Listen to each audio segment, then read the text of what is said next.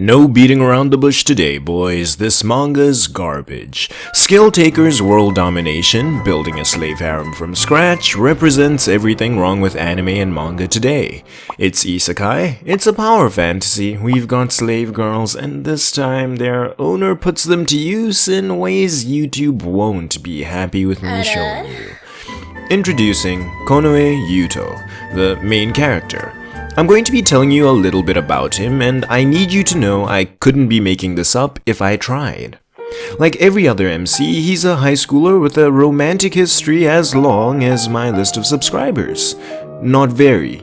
His introduction in this manga comes in the form of his friends approaching him with a brand new eroge, which leads into a page where he pictures himself laying down, with the naked bodies of all the girls from the game sprawled all over him. But before he can convince his friends to let him go first, he gets a call from Dad. Time for training. Now, you may think, rightfully so, that seeing 3 of the first 5 pages of a manga be unsafe for work would be what brought us here today. I could talk about how it makes no attempt at storytelling and tries to use the wonders of the female figure to trap the audience of outcasts and probably underage boys into reading more. But as someone who dabbles in clickbait, I'm in no position to judge. Page 7. We get a whole 7 pages in before this panel. And this one. And the 2 after that. You see, in case you're unfamiliar, this is what we experts refer to as cringe. I could keep explaining everything that happens from here in order, but I'm not going to preserve the reading experience if the experience wasn't good.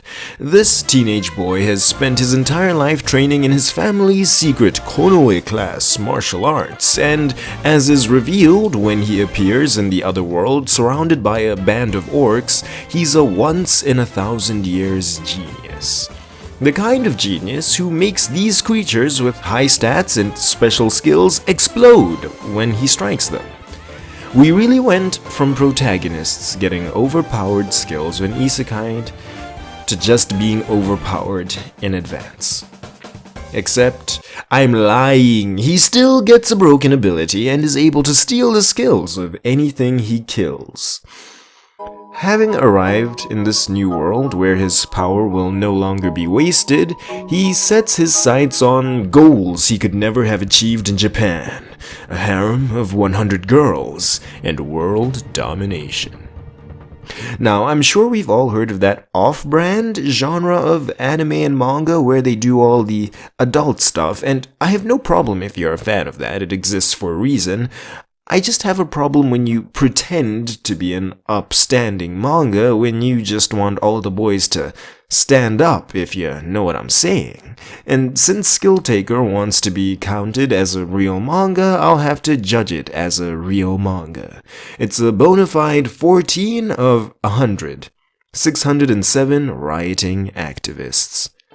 Like my emotions when that time of month rolls around, the power scaling is all over the place so realistic threats can't be established.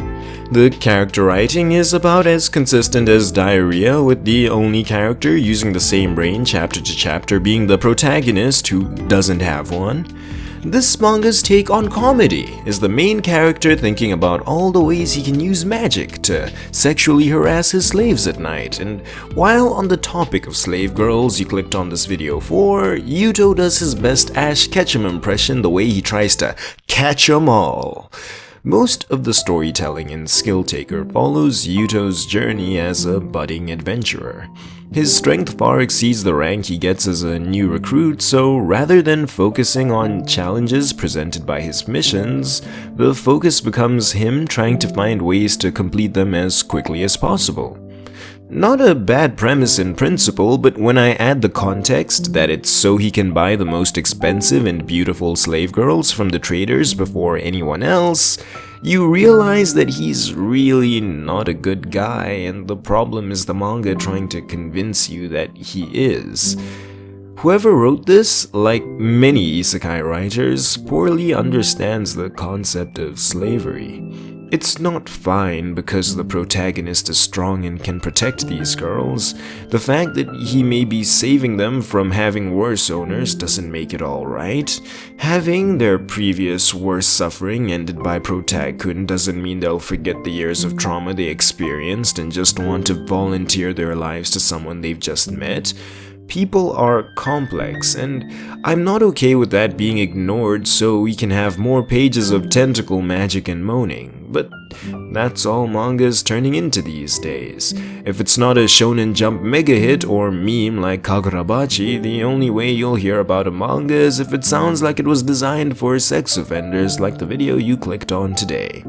Insert title drop here, Jazz Hands.